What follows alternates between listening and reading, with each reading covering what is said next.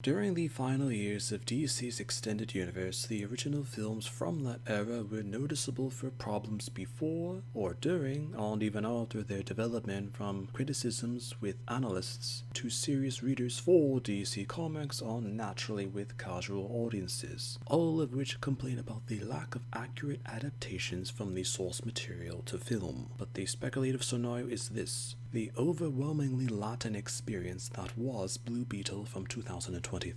The origins for a Blue Beetle film date back to roughly 2018, which would have focused on the modern incarnation of the character, Jaime Reyes. In a purposeful maneuver, the opinion was to differentiate the film by focusing on a Latino-themed character, in difference to the ethnic origins or cultures of the heroes and heroines from the Marvel Cinematic Universe. But the problems with the film began early, with filmmakers coming into the project's development then leaving the project's set development when there was no universal understanding of what they were doing, on how it could or would fit into the prior film universe that already existed for DC characters in features. Blue Beetle was later considered to be an HBO Max film to promote the streaming service of the time in 2021. That same year had director Angel Manuel Soto become affiliated with the project, but despite Soto suggesting various ideas, executives intentionally and purposefully used him to promote the film to Latino audiences specifically, even ignoring other potential demographics for the film in terms of an audience, with the hopes that the feature would have a deep cultural impact as Black Panther did to Africans. Warner Brothers later changed distribution of the film from streaming to theaters out of hopes that the Latin-focused themes of the film would make it more appealing and due to convincing from Soto. Despite Jaime Reyes in DC Comics as being a Latino, his adaptations in prior works had him being understandable and relatable regardless of the ethnicities or backgrounds of those around him, or even the audiences being able to freely enjoy the experience of Jaime Reyes as the Blue Beetle. The film overwhelmingly put Latin references into the feature, even at the cost of understanding to those of a non-Hispanic background. References to this were clearly intentional as screenwriter Gareth Dunnett Alcocer, who was of a partial Mexican background, had the film make references from various accounts of United States intervention in different regions of the Caribbean, Central or South America. Soto later mentioned that the scene where Jaime Reyes' family witnesses him transform into the Blue Beetle for the first time was intentionally exaggerated due to his opinions that Latin families were loud and expressive. Susan Sarandon, who played the villainess of Victoria Court, was later told to act as the quote-unquote